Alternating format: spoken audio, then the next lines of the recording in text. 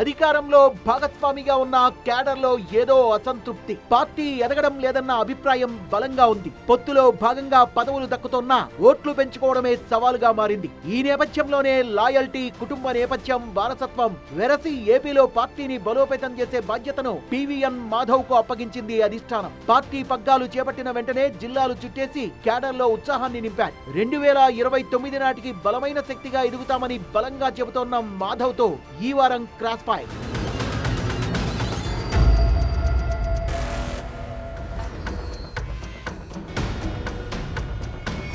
నమస్కారం. ఈరోజు cross ఫైర్లో Andhra Pradesh BJP శాఖ అధ్యక్షులు మాధవ్ మనతో ఉన్నారు. నమస్కారం మాధవ్ గారు. నమస్తే. మాధవ్ గారు, మీరు 9 నెలలు అయింది వచ్చి బీజేపీ అధ్యక్ష బాధ్యతలు తీసుకొని. ఈ 9 నెలల్లో ఆంధ్రప్రదేశ్ బీజేపీలో ఏం మార్పులు తీసుకురాగలిగారు? భారతీయ జనతా పార్టీ ఆంధ్రప్రదేశ్కి ఒక మార్కెటే తీసుకురాగలం. ఆంధ్రప్రదేశ్లో బీజేపీ కూడా ప్రభావవంతంగా పనిచేయగలదనే అంశాన్ని కూడా ప్రజల్లోకి తీసుకెళ్లే ప్రయత్నం చేశాం. మాధవ్ అనే పేరు వినిపించగానే ఆంధ్రప్రదేశ్ బీజేపీ అధ్యక్షుడిగా ఎంపిక చేశారు అంటే ఒక్కసారిగా అందరూ షాక్ అయ్యారు. ఎందుకు అని అంటే మాధవ్ ఇప్పుడు యువకుడు, ఉత్సాహవంతుడు, వస్తాడు, వచ్చి ఏదో చేసేస్తాడు, ఆంధ్రప్రదేశ్ బీజేపీని ఎక్కడికో తీసుకెళ్తాడు అని అంటే మీరు స్లోగా తాబేలు వెళ్తున్నట్టుగా స్లోగా తీసుకొని వెళ్తూ ఉన్నారు. రోజు ఏదో కార్యక్రమాలు పెడుతూ ఉన్నారు. ఒక ఎన్జిఓ తరహాలో ఆంధ్రప్రదేశ్ బీజేపీ శాఖను నడుపుతున్న ఫీలింగ్ చాలామంది కలుగుతుంది. అది మీకు ఉండొచ్చు, కానీ మేము ఒక కన్స్ట్రక్టివ్ వేలో వెళ్దామని చెప్పి అనుకున్నాం. మా రాజకీయ ఉనికి ఏదైతుందో పెంచే విధంగా, మా ప్రభావాన్ని కూడా రాష్ట్రంలో అన్ని ప్రాంతాలకి పెంచే విధంగా, ఆ విధంగా ప్రయత్నం చేస్తాం. ప్రభావాన్ని పెంచుతారా? పెంచే ప్రయత్నం చేస్తారు? తప్పనిసరిగా. ఎలా పెంచుతారు? ఆంధ్రప్రదేశ్లో మీరు ఎన్డీఏ కూటమిలో మీరు ప్రభుత్వంలో ఉన్నారా? మీరు అది ప్రభుత్వం అనాలా, భాగస్వామి అనాలా? మేము భాగస్వామ్యం. మాకు ప్రభుత్వం మీది కాదు, భాగస్వాములు. మా పరిమితి కూడా మాకు తెలుసు. పూర్తిగా దానిపైన అవగాహన కలిగే మేము పార్టీ పనిచేస్తాం. సో అంటే ఆంధ్రప్రదేశ్లో ఎన్డీఏ ప్రభుత్వంగా దాన్ని చెప్పాలా, లేకపోతే తెలుగుదేశం ప్రభుత్వంలో బీజేపీ ఓ పార్ట్గా ఉందని చెప్పి అనుకో? అది ఎన్డీఏ ప్రభుత్వంగా చెప్పొచ్చు. అయితే తెలుగుదేశం దాంట్లో భారతీయ జనతా పార్టీ భాగస్వామి. సో ఆ ప్రభుత్వం తీసుకునే నిర్ణయాల్లో కేవలం మీకు సూచనలు ఉంటాయి తప్పితే మీ ఆ ప్రభావంలో, అంటే ఆ నిర్ణయాల ప్రభావంలో భారతీయ జనతా పార్టీకి అక్కడ రోల్ ఉండదంటారు? తప్పనిసరిగా ఉంటుంది. కొన్ని ఇష్యూస్ ఏవైతే వస్తే వాటిని మేము కూడా సకారాత్మకంగా వాళ్ళకి హెల్ప్ చేసి ఆ విధంగా ముందుకు తీసుకెళ్తున్నాం. ఆ నిర్ణయాలు అయితే ఆ పార్టీ పరంగా వాళ్ళు తీసుకుంటారు. పార్టీ అంటే ప్రభుత్వం పరంగా నిర్ణయాలు తీసుకుంటారు, ఆ విధంగా వెళ్తారు. అయితే సంస్థాగత ఏదైనా రాష్ట్రానికి సంబంధించి ఏదైనా పెద్ద నిర్ణయం తీసుకున్నప్పుడు తప్పనిసరిగా కూర్చొని మాట్లాడటం, ఎక్కడైనా ఏదైనా విభేదాలు వస్తే వాటి గురించి కూడా మాట్లాడుకోవటం, ఆ విధంగా వెళ్తుంది. ఆ విధంగా చంద్రబాబు నాయుడు గారి యొక్క ప్రభుత్వం, ఆయన సంబంధించి అనేక రకాల ఇష్యూస్, ఆలోచనలు ఆ విధంగా ముందుకు తీసుకెళ్లే ప్రయత్నం ఆయన చేస్తారు. తప్పనిసరిగా మా యొక్క భాగస్వామ్యం మేము ఎంత మేరకు ఎలాగా వాళ్ళకి సహకరించాలో ఆ విధంగా సహకరించి ముందుకెళ్తాం. అంటే దీంట్లో ఇన్వాల్వ్మెంట్ నాకు అర్థం కాల. భాగస్వామ్యం అంటే ఏంటి, ఎన్డీఏ ప్రభుత్వం అంటే రెండింటికి డిఫరెన్స్ కొంచెం ఎక్స్ప్లెయిన్ చేయండి. ఒక ఎజెండాతో తెలుగుదేశం, జనసేన కలిసి ముందుకు రావడం జరిగింది. తర్వాత భారతీయ జనతా పార్టీ కలవటం జరిగింది. ఆ విధంగా ఏదైతే టచ్ మీ నాట్ లాగా ఉంటున్నట్టున్నారు. టచ్ మీ నాట్ లాగా ఇంతకుముందు మీరు మాట్లాడేది టచ్ మీ నాట్ లాగా అనిపిస్తుంది. అలాగే అంటే ఉన్నామా లేదా, ఉన్నామంటే ఉన్నాం అనుకుంటే లేదంటే లేదనుకుంటే అనే టైప్లో ఉంది. మీరు గమనిస్తే అన్ని కలిసి కార్యక్రమాలు పాల్గొనడం. అంటే నాకైతే మీ ఇన్వాల్వ్మెంట్ బాగా కనిపిస్తుంది. మీరు ఇన్వాల్వ్ పూర్తిగా అయిపోయినట్టే కనిపిస్తుంది, కానీ మీరు భాగస్వామ్యం అనేది కొంచెం దూరంగా పెడుతున్నట్టుగా మీరు మాటలు బట్టి నాకు అర్థం అవుతుంది. లేదు, అంటే ప్రభుత్వంలో మనం ఉండే ప్రతి నిర్ణయంలో మేము భాగస్వామ్యం కాలేము. ప్రభుత్వం తప్పులు తప్పనిసరిగా అనుభవాన్ని ఏదైతే ఆయన రంగరించి ఇవాళ ఆంధ్రప్రదేశ్ని దేశంలో నెంబర్ 1 స్టేట్గా చేసే ప్రయత్నం చేస్తున్నారు. దేశంలో ఏ రాష్ట్రానికి రాని విధంగా ఒక సంవత్సరంలో అత్యధిక పెట్టుబడులు ఆంధ్రప్రదేశ్కి రావటం క్రెడిట్ చంద్రబాబుదా లేకపోతే నరేంద్ర మోడీదా? ఇద్దరిది కలిసి, ఇది కూటమిది. ఆ విధంగా ప్రధాని నరేంద్ర మోడీ గారు యొక్క సహకారం, రాష్ట్రంలో చంద్రబాబు నాయుడు గారు, పవన్ కళ్యాణ్ గారు డబుల్ ఇంజిన్ సర్కార్ ఉంటేనే డబ్బులు ఇస్తారు అనుకుంటే ఆంధ్రప్రదేశ్లో ట్రిపుల్ ఇంజిన్ సర్కార్ నడుస్తుంది. ఇది బుల్లెట్ ట్రైన్ కన్నా స్పీడ్గా వెళ్తుంది. ట్రిపుల్ ఇంజిన్ అంటే పవన్ కళ్యాణ్ గారు కలవటం. నేను అట్లా అనుకోవట్లేదు, అటు ప్రతిపక్షం కూడా మీలో కలుపుకొని ట్రిపుల్ ఇంజిన్ అంటారు అనుకోవట్లేదు. ఆ విధంగా ముగ్గురి యొక్క భాగస్వామ్యం ఏదైతుందో అది మనకి మంచి రిజల్ట్స్ తీసుకొస్తుంది. మాధవ్ గారు, మీరు భారతీయ జనతా పార్టీలో పుట్టి పెరిగిన వాళ్ళు, మీ పూర్వీకులు, మీ తాత ముత్తాతల దగ్గర నుంచి బీజేపీతో అనుబంధం ఉంది. బీయింగ్ ఏ స్ట్రాంగ్ బీజేపీ మ్యాన్గా మీరు ఆంధ్రప్రదేశ్లో భారతీయ జనతా పార్టీని ఎక్కడ తీసుకెళ్దాం అనుకుంటున్నారు? తోక పార్టీగా ఉంచుదాం అనుకుంటున్నారా భారతీయ జనతా పార్టీని? దేశంలో 20 రాష్ట్రాల్లో బలంగా భారతీయ జనతా పార్టీ ఎలా ఉందో ఇక్కడ కూడా అలా ఉంచుదాం అనుకుంటున్నారా?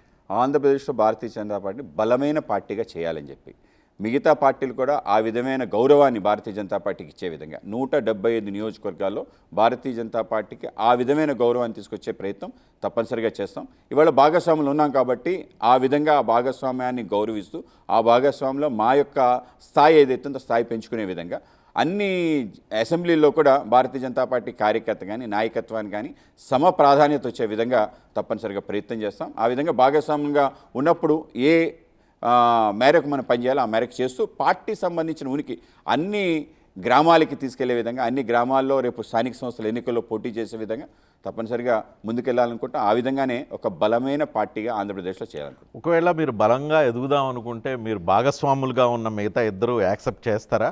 అంటే మా ఆలోచన ప్లస్ మాట్లాడటం కూడా ఓపెన్గా మాట్లాడుకున్నాం. ఏ పార్టీకి ఆ పార్టీ వాళ్ళు బలాన్ని పెంచుకోవాలి. ఇవాళ సభ్యత్వానికి సంబంధించి మేము పెద్ద ఎత్తున రాష్ట్రంలో చేస్తాం. తర్వాత జనసేన సభ్యత్వం చేసింది, తర్వాత తెలుగుదేశం పార్టీ సభ్యత్వం చేసింది. ఈ యొక్క సభ్యత్వాలు దాని తర్వాత పార్టీ యొక్క సంస్థాగత నిర్మాణం ఎక్కడా తక్కువ చేసుకోవాల్సిన అవసరం లేదు. అక్కడ తెలుగుదేశం బలంగా ఉంది కాబట్టి భారతీయ జనతా పార్టీ అక్కడ కమిటీ వేయకూడదని లేదు. సో ఆ విధంగా అన్ని చోట్ల కమిటీలు ఆల్రెడీ బీజేపీ సంగతి నాకు తెలియదు కానీ జనసేన టీడీపీ మధ్య క్లాష్ వస్తూ ఉంది. కొన్ని చోట్ల మాకు సరైన గుర్తింపు దొరకట్లేదు, సరైన ప్రాతినిధ్యం దొరకట్లేదు. జనసేన ఎమ్మెల్యేలు ఉన్న దగ్గర టీడీపీ ఎమ్మెల్యేలు అందరూ అన్ని రకాల గౌరవాలు అన్ని రకాల పరిస్థితులను దక్కించుకుంటున్నారు. అదే టీడీపీ ఎమ్మెల్యేలు ఉన్న దగ్గర జనసేనకు సరైన స్థానం కానీ గౌరవం కానీ దక్కట్లేదని జనసేన నిన్న జనసేన ఎల్పీ మీటింగ్లో స్వయంగా పవన్ కళ్యాణ్కి చెప్పారు. సో ఇప్పుడు మీరు మళ్ళీ భారతీయ జనతా పార్టీ ఆంధ్రప్రదేశ్లో 175 నియోజకవర్గాలు విస్తరిద్దాం అనుకుంటే టీడీపీ జనసేన బీజేపీ మధ్య క్లాష్ వచ్చే అవకాశం లేదా? అవుట్ ఆఫ్ ఇంట్రెస్ట్ అడుగుతున్నాను. డెఫినెట్గా కొన్ని చోట్ల వస్తుంది. ఇది అత్యంత సహజంగా వచ్చే ప్రక్రియ. తెలుగుదేశం ఉన్న చోట అంటే తెలుగుదేశం నాయకులు ఉన్న చోట తెలుగుదేశం కార్యకర్తలు కూడా పెద్ద సంతృప్తిగా ఉండరు. ఇది సహజంగా జరుగుతుంది. అధికారంలో ఉన్నా కాబట్టి ఎమ్మెల్యే దగ్గర నుంచి వాళ్ళు ఆశించే తీరుగా వాళ్ళకి ఏవైనా రాకపోతే ఆ విధంగా ప్రభావం చూపిస్తుంది.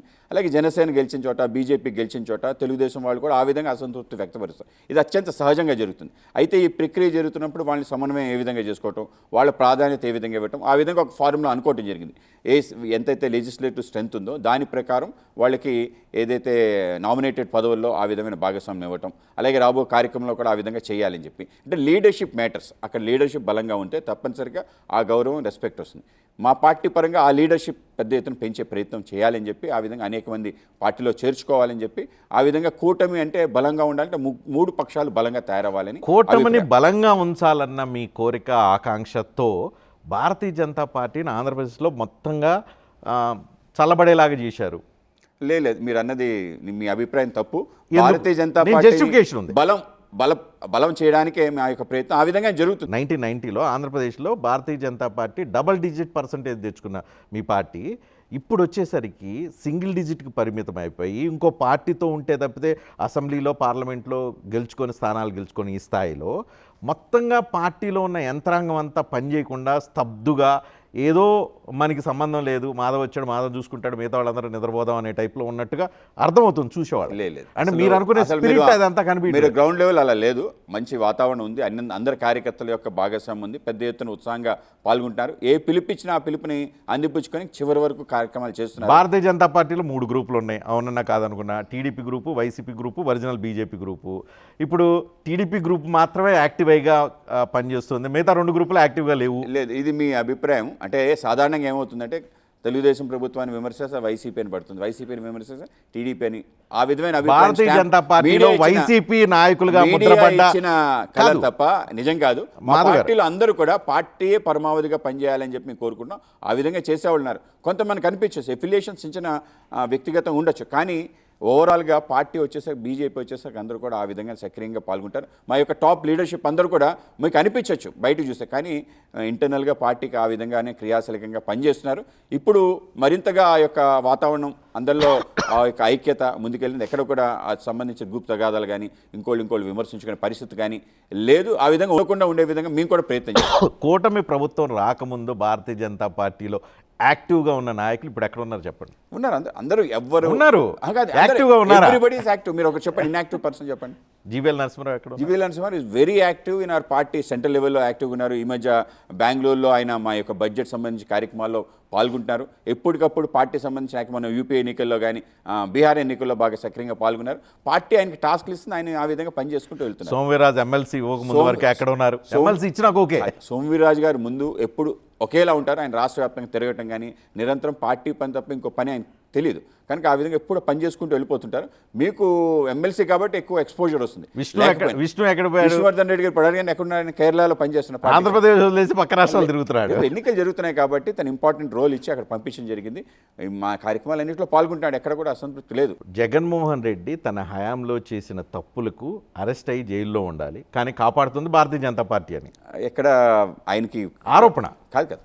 ఆయన అరెస్ట్ చేయడానికి ఇప్పటికొచ్చి కేసు వేలే. ఇప్పుడు ఈ ప్రభుత్వం టీడీపీ, జనసేన, బీజేపీ ప్రభుత్వం, కూటమి ప్రభుత్వంలో ఆయనపై విచారణ జరుగుతుంది. ఇప్పుడు లిక్కర్ స్కామ్లో కొంత దొరికారు. ఇంకా ఎవరైతే ప్రధాన సొత్తుదారు తప్పనిసరి దొరకాలి. ఆ ప్రధాన సొత్తుదారు కోసం ఒక ప్రయత్నం జరుగుతుంది. ఆ విధమైన విచారణ జరిగి ఆ విధంగా అక్కడ వరకు వెళ్ళి ఆయన తప్పనిసరి అరెస్ట్ అవుతుంది. ఇప్పుడు ఆయనపైన ఏమి జరగలేదు. మీరు కేసు కూడా అక్కడ దాకా రాకుండా కాపాడి ప్రొటెక్ట్ చేస్తుంది భారతీయ జనతా పార్టీ. ఇప్పుడు మీరు అక్కడ వరకు వచ్చి ఆగిపోయింది అనడానికి ఒక ఉదాహరణ కూడా చెప్పండి. ఏదో ఫీలింగ్ తప్ప అది ఒక వాతావరణం తప్ప. ఆల్రెడీ ఆయన మీద కొన్ని కేసులు. జగన్మోహన్ రెడ్డి తప్పులు చేశాడు, ఓడిపోయారు. జగన్మోహన్ రెడ్డి వల్ల రాష్ట్రం అంతా నాశనం అయిపోయింది. జగన్మోహన్ రెడ్డి లిక్కర్ స్కామ్ చేశాడు, జగన్మోహన్ రెడ్డి ఇంకోటి చేశాడు అన్నప్పుడు అతన్ని జైలుకి వెళ్ళాల్సినంత పరిస్థితులు ఉన్నాయని రోజు మీ కూటమి ప్రభుత్వం వ్యాఖ్యలు చేసినప్పుడు జైలుకి పోకుండా ఎందుకు ఆగారు? అంటే డైరెక్ట్గా ఎవరిని పడితే అంటే ఒక ఆరోపణ ఇచ్చిన వెంటనే అరెస్ట్ చేయలేరు కదా సార్. దానికి బిల్డప్ చేసుకోవాలి, కేసు బిల్డప్ చేసుకొని అక్కడి వరకు ప్రధాన సూత్రధారి ఏ విధంగా మొత్తం వ్యవహారాన్ని నడిపించాడు అనేది మనం బిల్డప్ చేసి దాని తర్వాత చేయడం జరుగుతుంది. ఆ విధంగా స్టెప్స్ వైజ్ వెళ్తుంది. తప్పనిసరిగా ఆ స్థానం మీరు ఏదైతే కోరుకుంటున్నారో అది నేను కోరుకోవట్లేదు, ఆంధ్రప్రదేశ్ రాజకీయాన్ని అడుగుతున్నాను. తప్పనిసరిగా. సో నేను ఇదంతా ఎందుకు ఈ సిచ్యువేషన్ వచ్చిందంటే, కేంద్ర మంత్రిగా ఉన్న ఒక వ్యక్తి జగన్మోహన్ రెడ్డి దత్తపుత్రుడు ప్రధానమంత్రి నరేంద్ర మోడీకి అని చెప్పి కామెంట్ చేసిన పరిస్థితి కనిపిస్తుంది. నిజంగా ప్రధానమంత్రి నరేంద్ర మోడీకి జగన్మోహన్ రెడ్డి దత్తపుత్రుడా? అస్సలు కాదు సార్. దత్తపుత్రుడు అనే విషయం నిర్మలా సీతారామన్ మాట్లాడండి. మాకు ప్రతి రాష్ట్రం ఒక దత్తపుత్రుడు దత్తపుత్రిక లాంటిదే అనే విషయాన్ని చెప్పాడు. కన్వీనియంట్గా మాట మార్చారు. ఆ విషయం చెప్పింది ఆవిడ. తర్వాత కూడా మాట్లాడి క్లారిఫికేషన్ ఇచ్చింది. ఆవిడ చెప్పింది మేము ప్రతి రాష్ట్రాన్ని దత్తత తీసుకున్నాం. అది మా ప్రభుత్వం అయినా ప్రతిపక్ష ప్రభుత్వం అయినా మమతా బెనర్జీ ఎగ్జాంపుల్ కూడా చెప్పింది దత్తపుత్రిక. ఆ విధంగా మేము తీసుకుంటాం. రాష్ట్రం, కేంద్రం ఒక తండ్రి పాత్ర, ఒక తల్లి పాత్ర పోషిస్తుంది. ఆ విధంగా బిడ్డల మార్కు తీసుకుంటాం. ఒకవేళ మా పుత్రుడే అనుకోండి, బీజేపీ ప్రభుత్వం మా పుత్రుడు కూడా చూస్తాం. ప్రతిపక్షం అయితే దత్తపుత్రుడిగా తీసుకుంటా అనే విషయం చెప్పింది. జగన్మోహన్ రెడ్డి మీ పార్టీని ఏమనరు? మీ పార్టీ విధానాలను ఎప్పుడు తీవ్రంగా దుయ్యబట్టరు. మీరు జగన్మోహన్ రెడ్డిని ఏమనరు? గతంలో అనలేదు, ఇప్పుడు అనలేదు, ఫ్యూచర్లో అంటారో లేదో కూడా డౌటే. సో మీరు రెండు పడవల మీద కాళ్ళు పెట్టి నడుపుతున్నట్టుగా రెండు పార్టీల మధ్య అట్లా బ్యాలెన్స్ చేసుకొని తీసుకొని వెళ్తున్నారా? ఎప్పుడైనా ఎవరితో అయినా అవసరం రావచ్చు, ఎటు అవసరం ఉంటే వాళ్ళని మన కిట్టీలో తీసుకొచ్చి చేసుకుందామని చెప్పి ఉద్దేశం ఉందా? అంటే మీరు జగన్మోహన్ రెడ్డి గారిని అడగాల్సిన క్వశ్చన్ సార్. ఆయనకి ఒక విధంగా ఒక నెరేటివ్ బిల్డ్ చేసే ఒక పరిస్థితి, ఆ విధంగా ఆయన చేస్తున్నారు తప్ప దాంట్లో పార్టీకి సంబంధించి ఏమీ లేదు. ఆ విధంగా ఆయన ఒక వాతావరణం క్రియేట్ చేసే ప్రయత్నం చేస్తున్నాడు. దాంట్లో బీజేపీకి ఎటువంటి భాగస్వామ్యం లేదు. మేము అతన్ని ఎక్కడ పెట్టాలో అక్కడ పెట్టి ముందుకెళ్తున్నాం. సిపిఐ మీ ప్రత్యర్థి ప్రధానంగా సిపిఐ రామకృష్ణ పదే అంటూ ఉంటారు, బీజేపీ అంటే బాబు, జగన్, పవన్. ఆయన అనొచ్చు, కానీ మా పార్టీ ఆ విధంగా వెళ్ళటం లేదు. భారతీయ జనతా పార్టీ చంద్రబాబు నాయుడు గారితో అత్యంత అద్భుతంగా మంచి ఒక సహకారంతో ముందుకెళ్తుంది. కేంద్రం కూడా ఆ విధంగా అవకాశాన్ని ఆంధ్రప్రదేశ్కి ఇస్తుంది. అనేక పెద్ద ప్రాజెక్ట్, గూగుల్ లాంటి ప్రాజెక్ట్ నిజంగానే ఏ రాష్ట్రానికైనా వెళ్ళచ్చు, కానీ ఆంధ్రప్రదేశ్కి తీసుకురావడంలో చంద్రబాబు నాయుడు గారితో పాటు నరేంద్ర మోడీ గారు పోషించిన పాత్ర, అశ్విని వైష్ణవ్ గారు పోషించిన పాత్ర, ఇవి అందరికీ తెలిసిందే. ఆ విధంగా ఆంధ్రప్రదేశ్కి వస్తే తప్పనిసరిగా ఆంధ్రప్రదేశ్. గూగుల్ ఎవరు, మీరు తెప్పించారా చంద్రబాబు నాయుడు తెప్పించారు? అంటే it was an initiative of Narendra Modi గారు దాని ప్రయత్నం చేసి ఏదైతే సీ కేబుల్ నడుస్తుందో అది విశాఖపట్నం గుండా వెళ్తే బాగుంటుందని ఆ విధంగా దాని తర్వాత డేటా సెంటర్ ఆల్రెడీ ఇంతకుముందు అదాని డేటా సెంటర్ అవటం జరిగింది. దాన్ని మరింత ముందుకు తీసుకెళ్లే విధంగా టైఅప్ చేసి గూగుల్తో తీసుకురావడం జరిగింది. వెంటనే ఆంధ్రప్రదేశ్ కూడా అందిపుచ్చుకుంది. ఏ రాష్ట్రానికి వెళ్ళాలంటే ఆంధ్రప్రదేశ్ రండి అని చెప్పి అడగటం జరిగింది. దావోస్లో సమావేశాలు జరుగుతుంటాయి, అనేక రకాల ఇంటర్నేషనల్ సమ్మిట్స్లో అడిగి ఇక్కడ రావటం జరిగింది. వెంటనే మన సుందర్ పిచై గారు వీళ్ళందరూ కూడా ముందుకు తీసుకెళ్లారు. దాని కారణంగా ఇలా చెప్పచ్చు, క్రెడిట్ మీది, కొటేషన్ తెలుగుదేశం అని లేదు. అంటే కలిసి చేసిన గొప్ప కార్యక్రమం. నరేంద్ర మోడీ గారి యొక్క పూర్తి స్థాయి దాంట్లో ఇన్వాల్వ్ అయ్యి ఆయన కూడా ఆంధ్రప్రదేశ్ అంటే అదేదో నాకు గుజరాత్ నా రాష్ట్రం, ఆంధ్రప్రదేశ్ నా రాష్ట్రాన్ని భావించుకుని ఆంధ్రప్రదేశ్ కోసం ఆయన వెల్కమ్ చేశారు. ఆ విధంగా తీసుకురావడం జరిగింది. ఆ విధంగా అందరు కలిసి దానికి ఆంధ్రప్రదేశ్ తీసుకొచ్చాను. సో మీరు ఒక పాయింట్ చెప్పండి, ఆంధ్రప్రదేశ్లో కూటమి ప్రభుత్వం 15 సంవత్సరాల పాటు ఇలానే కొనసాగాలి అని పవన్ కళ్యాణ్ పదే చెప్తూ ఉన్నారు.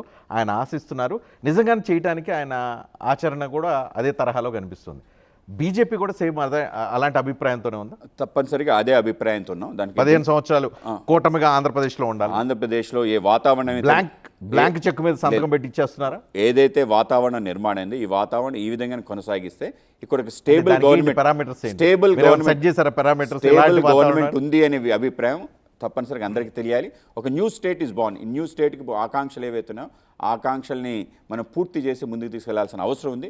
ప్రజలందరి యొక్క ఏదైతే తీర్పు ఉందో ఆ తీర్పుని గౌరవించి ముందుకెళ్లాల్సింది. ఆ విధంగానే వెళ్తాం. కానీ మనకి ప్రజలు 5 సంవత్సరాలే ఈ యొక్క తీర్పు ఇచ్చారు. 5 ఇయర్స్లో మనం ఏవైతే చేయాలనుకుని అన్నీ చేసి గ్రౌండ్ చేసి చూపించాలి. తర్వాత ఎక్స్టెన్షన్ ఏదైతే ఇస్తారో ఆశీర్వాదం ఈ యొక్క పనుల మీద ఇస్తారు అని ఒక నిర్ణయానికి వచ్చాం. గతంలో మనకు ఉంది 10 ఇయర్స్ టైం ఉంది కాబట్టి పని చేసుకోవచ్చు, నెక్స్ట్ మనమే వచ్చేస్తున్నాం అనే అభిప్రాయం కాకుండా 5 సంవత్సరాలు. ఈ విషయం నేను చెప్పడం కాదు, ప్రధానమంత్రి నరేంద్ర మోడీ గారు చంద్రబాబు నాయుడు గారు ప్రమాణ స్వీకారం రోజులోనే చెప్పారు, బాబు గారు మనకి 5 సంవత్సరాలే టైం ఉంది, 5 సంవత్సరాల్లో ఏ పనుల కోసం అయితే ప్రజలు మనకి ఇచ్చారు ఓటు ఆ పనులన్నీ పూర్తి చేద్దాం, మళ్ళీ మనం మన యొక్క రిపోర్ట్ కార్డు పెట్టి మరి ఇంకోసారి ఎక్స్టెన్షన్ అడుగుదాం. మాధవ్ గారు నేను క్లియర్గా అడుగుతున్నాను. పవన్ కళ్యాణ్ 15 సంవత్సరాల పాటు అన్కండిషనల్గా ఈ కూటమి ప్రభుత్వం ఇట్లా ఆంధ్రప్రదేశ్లో ఉండాలి, రాష్ట్ర భవిష్యత్తు కోసం జగన్మోహన్ రెడ్డి రానికుండా ఉండటం కోసం కావాలి అన్నారు. సేమ్ స్టాండ్ మాధవ్ది భారతీయ జనతా పార్టీ రాష్ట్రంలో అరాచక ప్రభుత్వం రాకుండా కొనసాగాలి అని చెప్పి కేవలం 15 కాదు 30 సంవత్సరాలు కొనసాగాలి. ఆ విధమైన వాతావరణం రాష్ట్రంలో ఉండాలి. రాష్ట్రం అన్ని అవకాశాలు ఉన్నాయి దేశంలో నెంబర్ 1 స్టేట్ కావడానికి. దానికి కావాల్సిన అన్ని అవకాశాలు ఉపయోగించుకొని ముందుకెళ్ళాలని చెప్పి మేము కోరుకుంటున్నాం. ఆ విధంగానే కొనసాగాలి తప్ప ఈ విధంగా అరాచకమైన ఒక ఆలోచన పరిపాలన కలిగిన ప్రభుత్వం రాకుండా ఉండాలని ఆ విధంగా. సో జగన్మోహన్ రెడ్డిది అరాచకం, ఇప్పుడు జరుగుతుంది పాలన, అంతేనా? మీరు క్లారిటీ నేను ఇప్పుడు జరుగుతున్న పాలనే డబుల్ ఇంజన్ సర్కార్ సంబంధించిన ఏవైతే ఫలితాలు జగన్మోహన్ రెడ్డి రాకుండా ఉండటం కోసం 15 సంవత్సరాలు ఇట్లానే ఉండాలనేది మీ ఉద్దేశం. జగన్మోహన్ రెడ్డి గారు ఇటువంటి అరాచక ప్రభుత్వాలు ఏవి రాకుండా ఉండడానికి తప్పనిసరిగా మా ప్రయత్నం. సో ఇది మాధవ్ స్టాండ్, భారతీయ జనతా పార్టీ స్టాండ్. పార్టీ ఈ విధమైన ఆలోచనతో ముందుకెళ్తున్నాం. ఇక్కడ రాష్ట్రంలో ఒక ప్రగతిశీల ఆలోచనతో ఒక నిర్మాణాత్మక దృక్పథంతో వెళ్లాల్సిన అవసరం ఉంది. ఎందుకంటే state needs that new state Hyderabad ఇవన్నీ. సో అలాంటప్పుడు భారతీయ జనతా పార్టీ ఆంధ్రప్రదేశ్లో భవిష్యత్తులో ఎదగాల్సిన అవసరం లేదు, తప్పనిసరిగా అవసరం లేదు కదా. ఆ విధంగా ఎదగాలని మేము ఆ పరిధులు పరిమితుల మేరకు కన్స్ట్రక్టివ్గా పెరగాలని చెప్పి అనుకుంటున్నాం. ఆ విధంగా మా యొక్క ఏదైతే ఆంధ్రప్రదేశ్లో ఇప్పుడున్న 175 నియోజకవర్గాల్లో ఆంధ్రప్రదేశ్లో ఉన్న ప్రతి నియోజకవర్గంలో తెలుగుదేశం పార్టీకి లీడరు, క్యాడరు, ఓటరు ఉన్నారు. మాకు కూడా అలా చేయాలని. ఎవరి దగ్గర నుంచి లాక్కుంటారు? లాక్కోలేరు. గోల్డెన్ స్పేస్ ఉంది సార్. ఓటు లీడర్లు ఓటర్ ఎక్కడ ఉంది? పొలిటికల్ పార్టీస్కి స్టాంప్ అయిపోయిన వాళ్ళు 10% ఉంటారు సార్. మిగతా 90% వాళ్ళు. ఆంధ్రప్రదేశ్లో చూస్తే 2019లో 40% ఓట్లు టీడీపీకి వచ్చినాయి, 2024లో వైసీపీకి 40% ఓట్లు వచ్చినాయి. అటు ఇటు 40% ఓట్లతో బలంగా 2 ప్రాంతీయ పార్టీలు ఉన్నాయి. మిగిలిపోయిన దాంట్లో మేజర్ షేర్ పవన్ కళ్యాణ్ తీసుకుంటారు, ఇంకా కొంచెం అడుగు పొడుగు ఉంటే మీరు తీసుకుంటూ ఉన్నారు. ఇప్పుడు మీరు ఎక్కడ బలోపేతం అవుతారు, ఎలా బలోపేతం అవుతారు, ఏ స్థాయికి వెళ్ళడానికి మీకు స్కోపు స్పేసు కనిపిస్తుంది? మీరు 2 ఓటర్స్, అది ఓటర్స్ ఓటేసే తీరు. ఓటర్స్ కాకుండా నేను పార్టీ సంబంధించి క్యాడరు, దానికి సంబంధించి లీడర్షిప్ గురించి మాట్లాడతాను. ఏ పార్టీకైనా స్థిరంగా జెండా పట్టుకొని పనిచేసే క్యాడర్ ఏదైతే ఉందో అది 10% ఉంటుంది. మిగతా 90% న్యూట్రల్గా ఉంటారు. వాళ్ళు పెద్ద రాజకీయాలకు రారు. ఇది న్యూట్రల్లో మేము కూడా ఆ విధంగా ఒక 10% పార్టీకి సంబంధించి క్యాడర్ని బిల్డప్ చేయాలని చెప్పి ప్రతి బూత్లో కూడా పార్టీకి సంబంధించి కార్యకర్తల యొక్క గళాన్ని పెంచాలని చెప్పి ఆ విధంగా మా యొక్క స్థాయి ఏదైతుందో ఆ స్థాయి పెంచే విధంగా ఆ విధంగా గుర్తింపు, గౌరవం పార్టీకి ఆ యొక్క ప్రాంతాలు ప్రతి మండలంలోకే విధంగా ప్రయత్నం చేస్తాం. తప్పనిసరిగా చూద్దాం రాబో కాలంలో మా యొక్క సీట్ల శాతం పెరగటం కానీ, మా యొక్క పరిధి పెరగటం కానీ, అన్ని రకాల వ్యవస్థల్లో కూడా పార్టీ సంబంధించిన నాయకులు స్థానిక సంస్థల ఎన్నికల్లో కానీ, తర్వాత అనేక నామినేటెడ్ పదవుల్లో కానీ పెద్ద ఎత్తున వచ్చే విధంగా ప్రయత్నం చేస్తాం. ఆ విధంగా బిల్డప్ చేసుకోవాలని చెప్పి స్టెప్ బై స్టెప్ బిల్డప్ చేసుకోవాలి. తప్పనిసరిగా ఆ స్థాయి కూడా పార్టీకి ఆంధ్రప్రదేశ్లో తీసుకొస్తాం. పార్టీని పెంచుతామని వచ్చిన పురంధరేశ్వరి, మీకు ముందున్న పురంధరేశ్వరి ఏమో ఆమె పొత్తులను సెట్ చేసి వెళ్ళారు. పార్టీని ముందుకు తీసుకెళ్తా అంటున్న మాధవేమో పార్టీ సమన్వయం గురించి మాట్లాడుతున్నారు. ఇంకా మీ పార్టీ పెరిగేది ఎక్కడ ఆంధ్రప్రదేశ్లో? చాలా పెద్ద ఎత్తున స్కోప్ ఉంది సార్. ఇవాళ వైసీపీ సంబంధించిన ఏదైతే క్యాడర్ ఉన్నారో ఆ క్యాడర్ అంతా కూడా బీజేపీకి వస్తున్నారు. మీకు ఒక వీడియో చూపిస్తాను. మీ పార్టీ నాయకుడే అసంతృప్తితో మీ సమక్షంలో మాట్లాడిన మాటే మీరు కూడా క్లారిఫికేషన్ ఇచ్చారు. కాకపోతే ఇంకొకసారి మీకు చూపించి దాని గురించి కొంచెం ఎలాబరేట్గా వెళ్దామని. ఆదినారాయణ రెడ్డి బయట ఒకసారి వేయండి.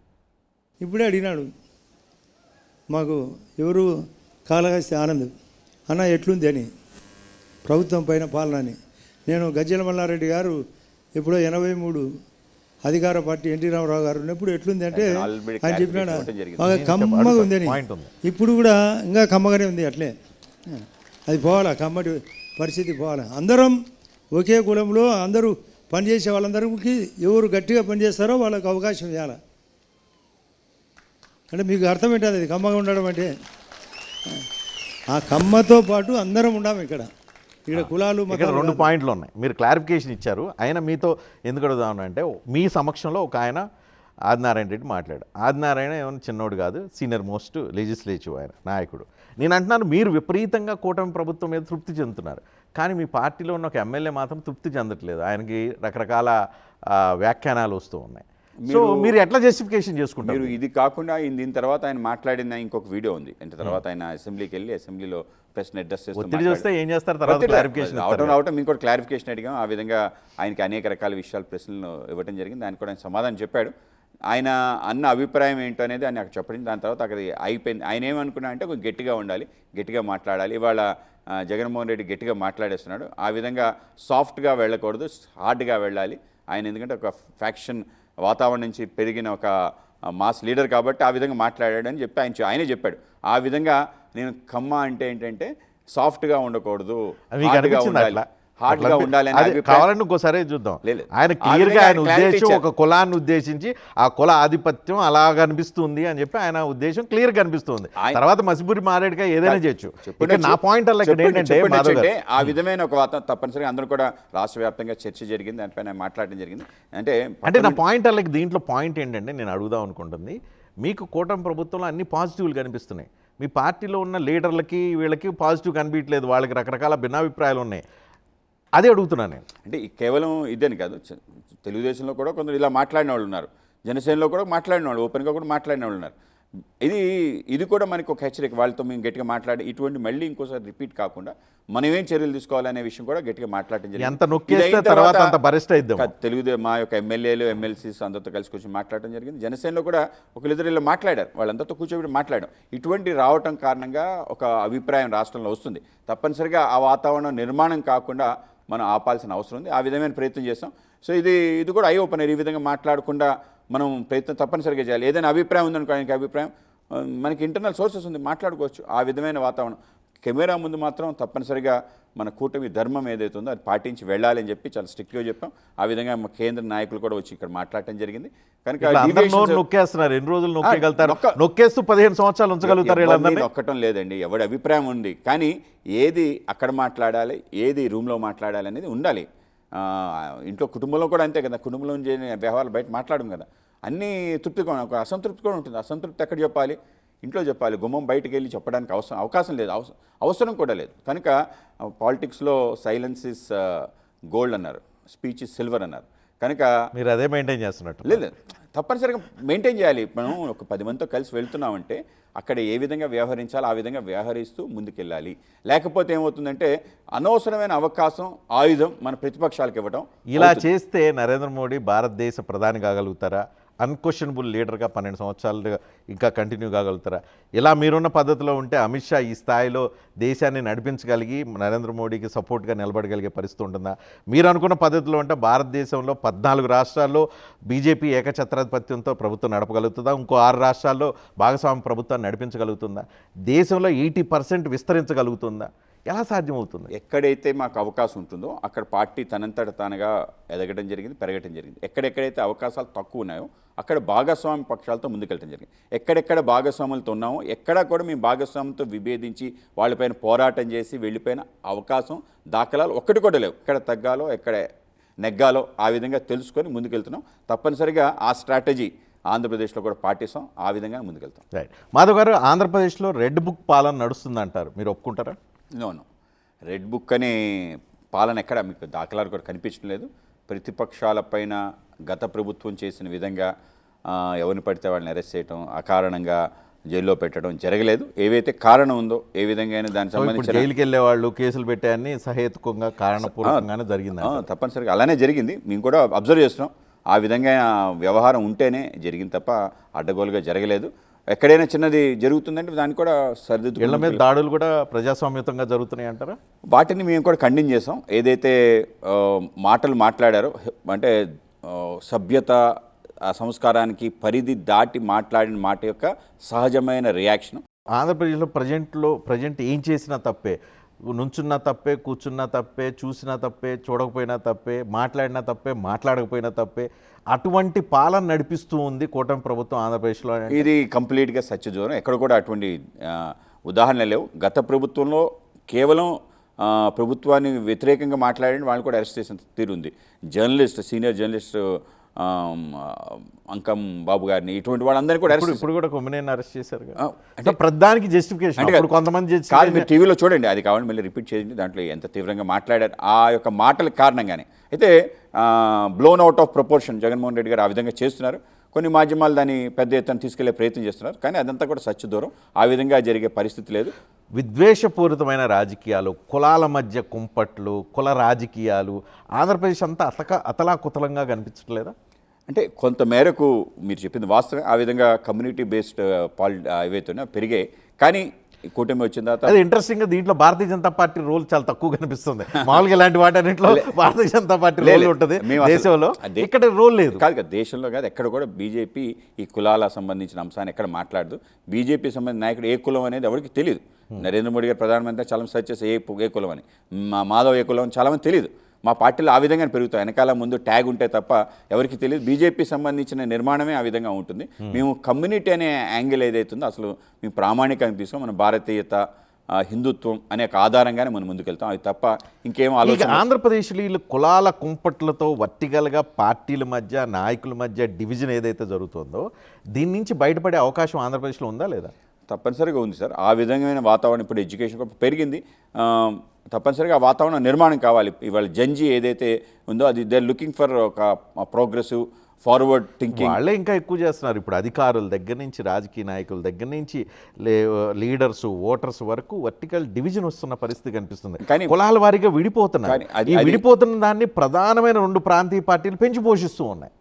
ఈ పెంచి పోషిస్తున్న ఈ తరుణంలో అసలు దీన్ని మార్చాలి అని జంజీ వచ్చినా ఇంకో జీ వచ్చినా మార్చడం ఎలా సాధ్యం అనేది లేదు సార్. మీరు దాని మీద గమనిస్తుంటే ఇంతకుముందు డెఫినెట్గా ఇప్పుడు చదువుకున్నవాడు కులం లేదని, చదువుకున్నవాడు కూడా కులం పెద్ద ఎత్తున ఇప్పుడు అమెరికాలో కులం సంబంధించిన అంశం పెరిగింది. అంటే బ్యూరోక్రసీస్ పొలిటికల్గా ఏ విధంగా అయితే కమ్యూనిటీ పెరిగిందో ఆశ్చర్యకరంగా మీరు గమనిస్తే జంజీలో అంటే ఏదైతే నెక్స్ట్ 40 years బిలో ఉండే పాపులేషన్లో అది తగ్గింది. ఇంతకుముందులా లేదు, ఆ వేలం వేరితనం లేదు. ఆ విధంగా కొంత తగ్గి ముందుకెళ్లే ప్రయత్నం చేస్తున్నారు. మనకి బోల్ ఆపర్చునిటీస్, గ్లోబల్ ఆపర్చునిటీస్ రావడం కారణంగా ఆ విధంగా వెళ్తున్నారు. అంటే ఒక తరం ఉంది, ఆ తరం దాన్ని పెంచే పోషించే ప్రయత్నం చేస్తారు. కానీ ఈ తరం అలా కాకుండా వెళ్ళాలి కాబట్టి చాలా మంచి మాటలు వస్తున్నాయి. ఆంధ్రప్రదేశ్లో ఒకటి రప్ప అంటాడు, ఇంకోటి సినిమా చూపిస్తాం. పొలిటికల్ ఈ పొలిటికల్ మాటలు ఏవైతున్నాయో ఆ మాటల కారణంగా ఇది వస్తుంది. సో అది తగ్గిన తర్వాత తప్పనిసరిగా వాతావరణం నిర్మాణం అవుతుంది. పీపుల్ వీటికే ఎక్కువ ప్రోగ్రెసివ్ థింకింగ్ మాటలు, వాటికే అవకాశం ఎక్కువ ఇస్తారు.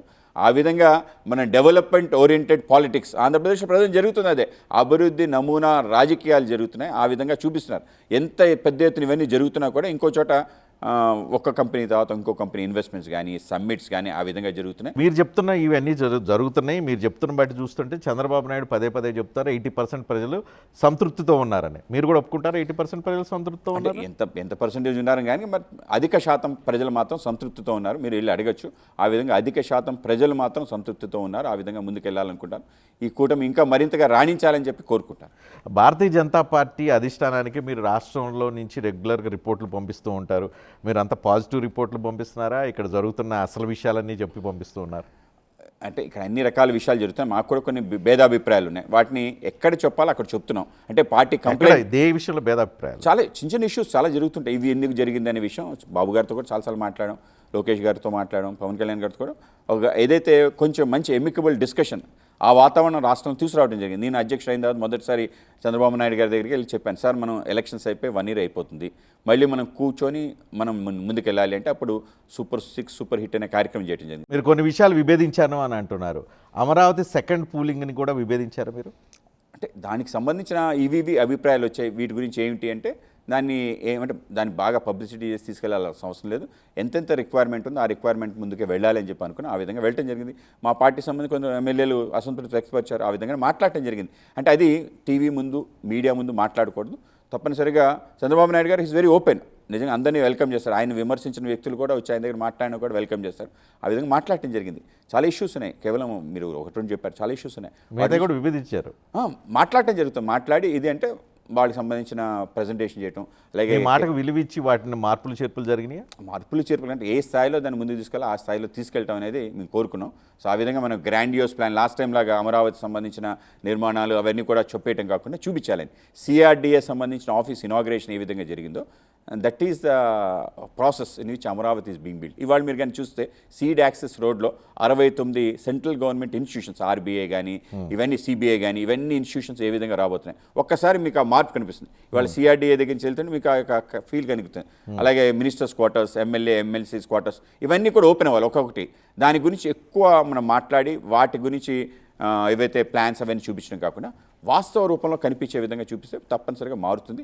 ఆ విధంగా మంచి అద్భుతమైన ఫ్లైఓవర్ వచ్చింది. అలాగే మిగతా అన్ని రకాల డెవలప్మెంట్స్ కూడా శరవేగంగా కొనసాగింది. గతంలో పోలవరం గురించి కానీ అమరావతి గురించి ఎక్కువ డిస్కషన్ జరిగింది.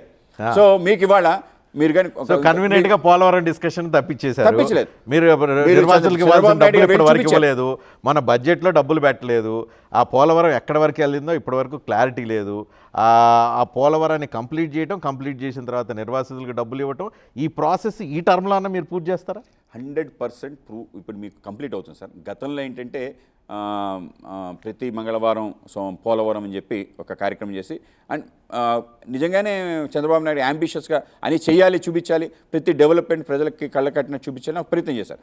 దానివల్ల ఎక్కువ వాతావరణం నిర్మాణం ఏమైపోయింది ప్రతిరోజు ప్రజల్లో ఆందోళన. కానీ మొన్న ఈ మధ్య చంద్రబాబు నాయుడు గారు స్వయంగా వెళ్ళి చూసి వచ్చారు. మీరు కానీ ఆయనతో పాటు ఫాలో అయి ఉంటే ఆ రోజు డెవలప్మెంట్ సంబంధించిన ఏమేమి జరిగింది, గత ప్రభుత్వం డయాఫ్రమ్ వాల్లో ఏ విధంగా తప్పుడు నిర్ణయం తీసుకోవడం కారణంగా ఎంత డ్యామేజ్ అయింది, దాన్ని రిపేర్ చేయడానికి ఏమైంది, ఆ విధంగా ఏవైతే తప్పులు జరిగా వాటన్నింటిని రిపేర్ చేసుకొని ఇవాళ శరవేగంగా పనులు కొనసాగుతున్నాయి. నిర్వాసితులకు సంబంధించింది కూడా పెద్ద ఎత్తున పూర్తి చేసే విధంగా నిర్వాసితులకి డబ్బులు ఎవరు, వాళ్ళు కేంద్రం ఇవ్వాలా, రాష్ట్రం ఇవ్వాలా? కేంద్ర రాష్ట్ర ప్రభుత్వాలు ఇవ్వాలి. కొంత నేను క్లారిటీతో అడుగుతాను. నాకు క్లారిటీ ఉన్నంత వరకు కేంద్రం ఇవ్వాలి. మీరు తప్పించుకొని రాష్ట్రం ఇవ్వాలని నెట్టేసే ప్రయత్నంలో దాన్ని పోస్ట్ పోన్ చేసి ఒక కోల్డ్ స్టోరేజ్లో పెట్టినట్టుగా అనిపిస్తుంది. లేదు సార్, ఎక్కడ కూడా కోల్డ్ స్టోరేజ్లో పెట్టలేదు. ఇప్పటి వరకు మా ప్రభుత్వం వచ్చిన తర్వాత, కూటమి ప్రభుత్వం వచ్చిన తర్వాత 2024 తర్వాత సుమారు 12,000 కోట్ల రూపాయలు ఇవ్వటం జరిగింది. ఇంకా 25,000 కోట్ల రూపాయలు 12,000 కోట్లు ఇవ్వటం జరిగింది. మొన్న బడ్జెట్లో 3,500 కోట్లు ఇచ్చారు. నేను ఎగ్జాక్ట్ నెంబరు పోలవరాన్ని మీరు 2 సంవత్సరాలు పూర్తి చేయాలనుకుంటే కనీసం సంవత్సరానికి 10,000 కోట్ల పైన రిలీజ్ చేయాల్సిన పరిస్థితి ఉంటుంది. తప్పనిసరిగా ఆ విధంగా జరుగుతుంది. మీకు దానికి కాకుండా కొంత గ్రాంట్ రూపంలో, నాబార్డ్ గ్రాంట్ రూపంలో కూడా కొంత అమౌంట్ రావడం జరిగింది. ఆ విధంగా పోలవరం శరవేగంగా పనులు కొనసాగుతున్నాయి. మీరు కానీ ఆన్ లైవ్ అక్కడికి వెళ్ళి చూస్తే మీకు కూడా ఆశ్చర్యకరంగా. నిర్వాసితుల పరిస్థితి ఏంటి? నిర్వాసితులను పట్టించుకుంటారా? నిర్వాసితులకు పేమెంట్స్ ఎప్పుడు చేస్తారు? వాళ్ళని రీహాబిలిటేషన్ కంప్లీట్గా పూర్తి చేయాల్సిన పరిస్థితి ఉంది, అది ఎప్పుడు చేస్తారు? ప్రాజెక్ట్ కంప్లీట్ అయితే వీళ్ళు నిర్వాసితులు అయిపోతారు కదా. ఫేజ్ 2 సంబంధించిన ఫేజ్ 1 సంబంధించిన పూర్తి స్థాయిలో అయిపోయింది. అయితే 7 విలేజెస్ సంబంధించిన, ఫేజ్ 2 సంబంధించిన 42 విలేజ్ సంబంధించిన పూర్తి స్థాయిలో అయిపోయింది. ఆ తర్వాత ఫేజ్ అయితే అవుతుందో అది ఫుల్ లెవెల్ ఎఫ్ఆర్ఎం లెవెల్ ఏదైతే ఫుల్ స్థాయి లెవెల్ వస్తే అప్పుడు ముంపు గురే ప్రాంతానికి సంబంధించింది మిగిలి ఉంది. మిగతా 2 కూడా పూర్తిగా 42 విలేజ్ సంబంధించింది, 7 విలేజ్ సంబంధించింది పూర్తి స్థాయిలో దాని రీహాబిలిటేషన్ కూడా అయింది. క్రియాశీలకంగా నిర్వాసితులకు సంబంధించి 100% న్యాయం మొదటి వాళ్ళకి చేయాలి. దాని తర్వాత పోలవరం 41 మీటర్ల 45 మీటర్ల ఏదైతే నిర్దేశించిందో ఆ విధంగా 45 మీటర్స్ సంబంధించింది తప్పనిసరిగా 41కి పరిమితం అయిపోబోతుంది అని చాలా మంది అనుమానపడుతుంది. లేదు, అది అనుమానం క్రియేట్ చేశారు సోషల్ మీడియాలో. అక్కడ ఆ విధంగా కాదు, 45 ఆ విధంగానే వెళ్తుంది. సో ఇంతకీ అంటే గ్రావిటీతో ఫ్లో రైట్ లెఫ్ట్ కెనాల్కి వెళ్ళాలి, ఆ విధంగా వెళ్ళే విధంగా మేము చేస్తాం. సో ఆంధ్రప్రదేశ్లో గత సంవత్సరన్నర కాలంగా అత్యంత కాంట్రవర్షియల్ సబ్జెక్ట్ అయిన తిరుపతి లడ్డులో ఇంతకీ జంతుకో కలిసిందా లేదా? కలితి అనేది వాస్తవం. నెయ్యే కానీ నెయ్యితో చేశారనేది కూడా వాస్తవం. ఆ విధంగా 359 రూపాయలకి 380 రూపాయలకి గీని ఏ విధంగా సప్లై చేస్తారు? 450 రూపాయలు అనేది సుమారు 75 రూపాయలు. టెక్నికాలిటీస్లోకి వెళ్ళట్లేదు. 350 450 అనేది కనుక జంతుకో కలిసిందా లేదా? వాస్తవం ఏంటంటే నెయ్యి కానీ నెయ్యితో లడ్డు తయారైంది మాత్రం వాస్తవం. పాయింట్ ఏంటంటే ఇక్కడ ఆంధ్రప్రదేశ్లో కంటే దేశంలో హిందుత్వానికి సంబంధించిన బ్రాండ్ అంబాసిడర్ భారతీయ జనతా పార్టీ. అలాంటిది తిరుమల వెంకటేశ్వర స్వామి లడ్డూలో జంతుకోవు కలిసిందా లేదా అనే విషయానికి సంబంధించి క్లారిటీ ఇవ్వాల్సిన బాధ్యత కూడా, ఆ రెస్పాన్సిబిలిటీ లీడర్షిప్ తీసుకోవాల్సిన బాధ్యత కూడా బీజేపీదే. కానీ కన్వీనియంట్గా ఎంటైర్ ఎపిసోడ్లో మీరు సైలెంట్గా ఉన్నారు. లేదు, ఎక్కడ సైలెంట్కి వెళ్ళాను సార్. ఏదైతే ప్రజల విశ్వాసం ఉందో ఆ విశ్వాసాన్ని తగ్గించకుండా పెంచే ప్రయత్నం తప్పనిసరిగా చేస్తాం. దేశంలో ప్రపంచంలో లక్షలాది కోట్లాది భక్తుల యొక్క విశ్వాసం తగ్గించకుండా ముందుకు తీసుకెళ్ళి ఒకవేళ దాంట్లో అపవిత్రత జరిగిన అంశం అయితే వాస్తవం, కనుక ఆ అపవిత్రత ఏ మేరకు జరిగింది, ఎలా జరిగింది, దాన్ని ఏ విధంగా తొలగించాలి, తప్పనిసరిగా పెద్ద ఎత్తున విచారణ జరగాలి. రాబో కాలంలో ఇటువంటి పునరావృతం కాకుండా వ్యవస్థ నిర్మాణం చేయాలి. విచారణ మీద విచారణలు చేస్తున్నారు. లోకల్ విచారణ చేశారు, సిబిఐ విచారణ చేశారు, సిట్ జరుగుతుంది, ఇప్పుడు ఏకసభ్య కమిషన్ అంటున్నారు. ఇన్ని విచారణలు చేసినా కూడా ఒక క్లారిటీ రాక విచారణలు చేస్తున్నారా, అనుకున్నది రాలేదని విచారణలు చేస్తున్నారా, లేదా మీరు అనుకున్నది తెప్పించడం కోసం విచారణలు చేస్తారు? నిజంగానే అనుకున్నది తెప్పించాలంటే ముందే మనం నిర్ణయించి ఆ విధంగానే సిట్ రిపోర్ట్ ఇప్పించాలి కదా. సిట్ రిపోర్ట్ ఏ విధంగా పారదర్శకంగా రావాలనుకుంది. స్వామివారితో సంబంధించిన ఆట, ఎవరు కూడా ఆటలాడడానికి అవకాశం లేదు. ఎంటైర్ ఈ లడ్డు విషయంలో రెండు పార్టీలు, ప్రధానంగా తెలుగుదేశం అండ్ వైసీపీ మధ్య జరిగిన కొట్లాట, అంటే ఒకళ్ళు అవునని, ఒకళ్ళు కాదని, ఒకళ్ళు నెయ్యి ఉందని, ఒకళ్ళు నెయ్యి లేదని, ఇంకో రేట్ ఇంతని, రేట్ ఇంత కాదని, ఇంకో కంపెనీ నుంచి తీసుకున్నారు, ఈ కంపెనీ నుంచి, ఇలా జరిగిన ఈ ఎంటైర్ ఎపిసోడ్ వల్ల ఆంధ్రప్రదేశ్లో లేదంటే దేశవ్యాప్తంగా తిరుమల వెంకటేశ్వర స్వామి భక్తుల మనోభావాలకు గాయపడ్డాయని చెప్పి అనిపిస్తున్నాయి. అంటే ఎప్పుడైతే చంద్రబాబు నాయుడు గారు స్టేట్మెంట్ ఇచ్చారో నిజంగా ఇంత జరిగిందా అని చెప్పి అందరిలో ఒక అభిప్రాయం అయితే తప్పనిసరిగా వచ్చింది. రాష్ట్రం దేశవ్యాప్తంగా ఆందోళన వచ్చింది, విదేశాల్లో కూడా ఆ విధమైన వాతావరణం వచ్చింది. భక్తుల విశ్వాసాలతో ఆడుకోవద్దని స్వయంగా సుప్రీంకోర్టే చెప్పింది.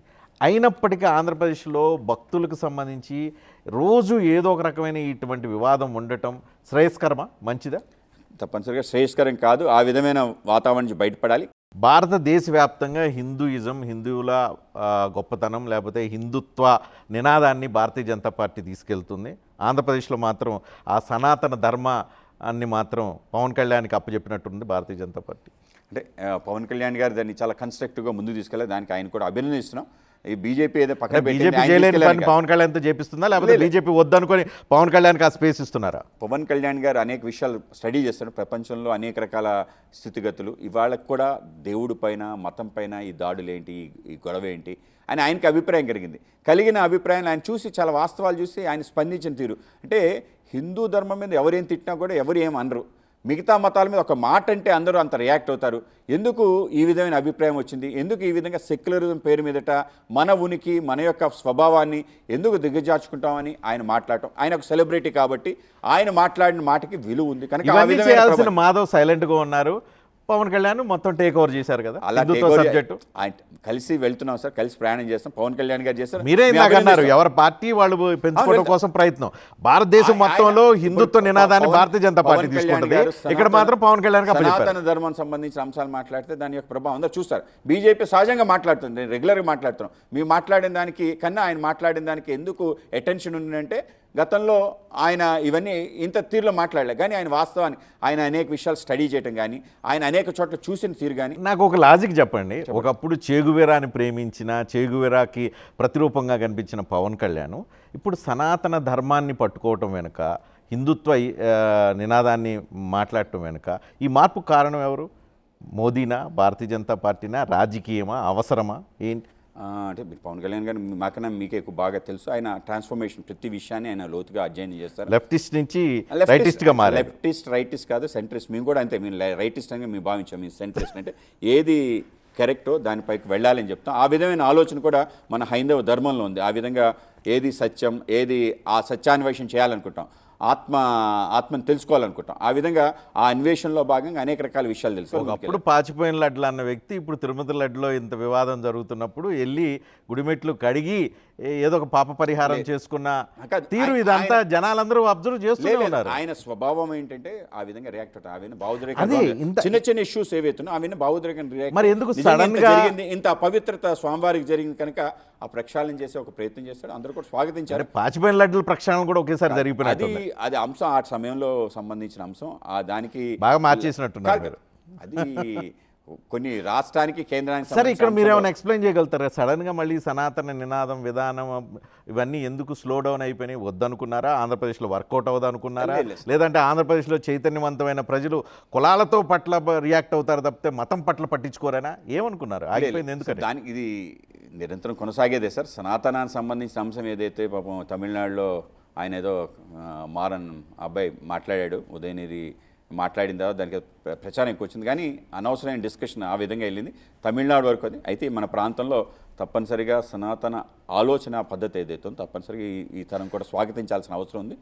మీరు చెప్పండి, ఆంధ్రప్రదేశ్లో హిందూ పాలిటిక్స్ వర్కౌట్ అవుతాయా? హిందూ పాలిటిక్స్ అని కాదు, తప్పనిసరిగా ఏదైతే సహేతుకంగా అందరికీ యాక్సెప్టబుల్, అందరినీ కలుపుకునే ఒక తత్వం ఏదైతే ఉందో ఆ తత్వాన్ని పీపుల్ దాన్ని రికగ్నైజ్ చేస్తారు, వెల్కమ్ చేస్తారు. సో ఆంధ్రప్రదేశ్లో ఇప్పుడు దాకా కొల చిచ్చు ఉంది, ఇప్పుడు మీరు మత చిచ్చు రగిలించడానికి మొత్తం రంగం సిద్ధం చేశారు. 100% మత హిందుత్వం ఏదైతే నినాదం ఉందో కానీ జై శ్రీరామ్ వీటి వల్ల మత విద్వేషాలు రావడానికి అవకాశం లేదు. దేశంలో ఎన్ని చోట్ల రాలేదు, ఎక్కడ రాలేదు సార్. దేశం తగలడిపోయిన పరిస్థితి కానీ ఢిల్లీ తగలడిపోయింది. ఎక్కడెక్కడైతే మతమౌఢ్యం ఉందో అక్కడ దానికి వ్యతిరేకంగా అడ్డుకునే ప్రయత్నం జరిగినప్పుడే సంఘర్షణ వచ్చింది.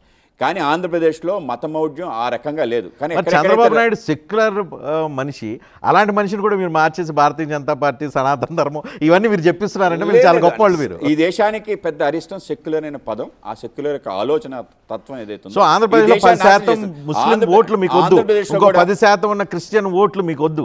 100% ముస్లిం క్రిస్టియన్స్ యొక్క ఓట్లు బీజేపీకి రావాలి.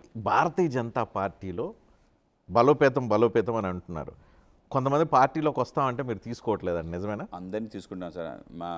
ఎవరెవరు జాయిన్ అయిపోతున్నారు? చాలా మంది, ఇప్పటికి చాలా మంది పేర్లు ఏమని చెప్పగలుగుతారా? అనకాపల్లో చేరారు, మొన్న చిన్న వాళ్ళు కాదు, పెద్ద వాళ్ళు చేరారు సార్. ఆ విధంగా ఎమ్మెల్యేలు, కొంత పాత ఎక్స్ఎమ్మెల్యేస్ ఉన్నారు, వాళ్ళని చేర్చుకునే ప్రయత్నం, అనేక మంది కార్పొరేటర్స్ చేరారు. ఆ విధంగా కొత్తగా రాజకీయాల్లోకి వచ్చే వాళ్ళు ఎక్కువ మంది మేము ఆహ్వానిస్తున్నాం. ఆ విధంగా మీ దగ్గర చేరేకంటే తెలుగుదేశం పార్టీలో ఉండటం బెటర్ కదా, మీ దగ్గర చేరేకంటే జనసేనలో ఉండటం బెటర్ కదా, ఇంకొంచెం బెటర్ ఉండే అవకాశం ఉంది అని ఎందుకు అనుకోకూడదు? వాళ్ళకి ఆ స్వేచ్ఛ ఉంది. అయితే ఎక్కువ మంది బీజేపీని ఎందుకు లైక్ చేస్తున్నారంటే నరేంద్ర మోడీ గారి పాలిటిక్స్, ఆయన ఏ విధంగా ప్రపంచవ్యాప్త నేతగా ఎదిగాడో ఆయన తీరు చూసి, అలాగే పార్టీ కూడా కన్స్ట్రక్టివ్గా ఏ విధంగా అన్ని రాష్ట్రాలు అంతేనా, లేకపోతే కూటమి నుంచి వచ్చే కేసుల నుంచి తప్పించుకోవడానికి బీజేపీ అటువంటి వాళ్ళ సంఖ్య చాలా తక్కువ, కొంత మేరకు వస్తుంటారు. ఆల్రెడీ విజయసాయి రెడ్డి వద్దాం అనుకుంటే మీరు రానియట్లేదంట, తెలుగుదేశం పార్టీ నుంచి ఒత్తిడి ఉంది కాబట్టి భారతీయ జనతా పార్టీ చేరొద్దు అని చెప్పి ఆపి పెట్టారంట, అందుకని ఆయన వ్యవసాయం చేసుకోవాల్సిన పరిస్థితి వచ్చిందంట, నిజమేనా? లేదండి, విజయసాయి రెడ్డి గారు మీరు కానీ గమనిస్తే ఆయన కూడా చెప్పడం జరిగింది, ట్వీట్స్లో కూడా అనేక విషయాలు చెప్పాను, రాజకీయాలకు దూరంగా ఉండాలని చెప్పి అనుకోండి. కానీ భారతీయ జనతా పార్టీలో చేరడానికి అంతా రంగం సిద్ధమై అన్నీ మాట్లాడేసిన తర్వాత తెలుగుదేశం నుంచి అబ్జెక్షన్ వచ్చింది, అందుకే ఆపేశారంట. లేదు, ఆయన నిజం చెప్పండి. లేదు, నిజం, నేను వాస్తవం ఇదే. ఆయన రాజకీయాలకు సంబంధించి అనేక రకాల ఒత్తిళ్లు, ఏమిటిది నేను ఏదో చేస్తున్నా, నా మీద సొంత పార్టీ అన్ని కుట్రలు చేస్తుంది అనే అభిప్రాయానికి వచ్చి ఆయన ఆ విధంగా దూరంకి వెళ్ళిపోవాలని చెప్పి ఆయన విరామం తీసుకోవడం జరిగింది. ఆ విధంగా ఆయన రాజీనామా చేసి బయటకు వెళ్ళడం జరిగింది. ఒకవేళ చేసుకుంటారా? ఒకవేళ మనసు మారి వ్యవసాయం నుంచి రాజకీయ వ్యవసాయం చేస్తానంటే చేర్చుకుంటారా విజయసాయి రెడ్డి? తప్పనిసరిగా ఆయన్ని చేర్చుకోవడానికి మాకేం అభ్యంతరం లేదు. ఆ విధంగా ఓపెన్ గా నాకు చాలా పిలిపించారు కదా, ఇప్పుడు అలాంటి వాళ్ళకి ఏమైనా పిలిపివ్వగలుగుతారా? తప్పనిసరిగా భాగస్వాములు కూడా మాట్లాడుతుంది. తెలుగుదేశం ఒత్తిడి లేదు, మీరు రావాలంటే వచ్చి జాయిన్ అవ్వచ్చు అని చెప్తారా? తెలుగుదేశం సంబంధించి, జనసేన సంబంధించిన వాళ్ళతో కూడా మాట్లాడతాం. అంటే ఈ స్థాయిలో నాయకులు పార్టీలు రావాలనుకున్నప్పుడు తప్పనిసరిగా భాగస్వాములు యొక్క అందరూ వాళ్ళు వద్దంటే ఆపేస్తారా? వాళ్ళ వచ్చారే కాదు, ఆయన ఏ విధంగా వస్తాడు, ఆయన సంబంధించి అనేక రకాల ఇష్యూస్ ఉన్నాయి. చంద్రబాబు నాయుడు గారితో ఆయన చేసిన తీరు కానీ మాట్లాడి వాటి విషయాలు క్లారిటీ వాళ్ళే. అవి ఇవ్వకుండా ఏదంటే అది అనీసం ఇవాళ వచ్చేస్తాం అని చెప్తే వాటిని కరెక్ట్గా. సో మీ పార్టీలో చేరాలంటే ఇవన్నీ పరిగణలోకి తీసుకోవాలి. గతంతో తెలుగుదేశంలో ఎలా బిహేవ్ చేశారు, తెలుగుదేశం పార్టీ పట్ల ఎలా బిహేవ్ చేశారు, వైసీపీలో స్కాములు చేశారా లేదు అనుకుంటే జనసేనతో ఎట్లా బిహేవ్ చేసి, ఇవన్నీ ఆలోచించుకొని ఫిల్టర్ చేసి ఆ తర్వాత మీ పార్టీలో తీసుకోవాలి. అలాగా ఏ విధంగా లేదండి, డైరెక్ట్గా జాయిన్ అవ్వచ్చు. ఎవరైతే వాళ్ళ యొక్క పరిధి దాటి విపరీతంగా వెళ్ళిపోయారో వాళ్ళ గురించి తప్పనిసరిగా మాట్లాడాల్సిన అవసరం ఉంటుంది. ఆ విధంగా కూటమిలో ఒక ధర్మం కూడా. మీరు కంపేర్ చేస్తున్నారని ఏమనుకోవద్దు, ఫీల్ అవ్వద్దు. తెలంగాణలో ఉన్నంత ఉత్సాహం, ఊపు, పార్టీ ఎదుగుదల ఆంధ్రప్రదేశ్లో కనుచూపు మేరలో కనిపించట్లేదని అంటే ఏం చెప్తారు?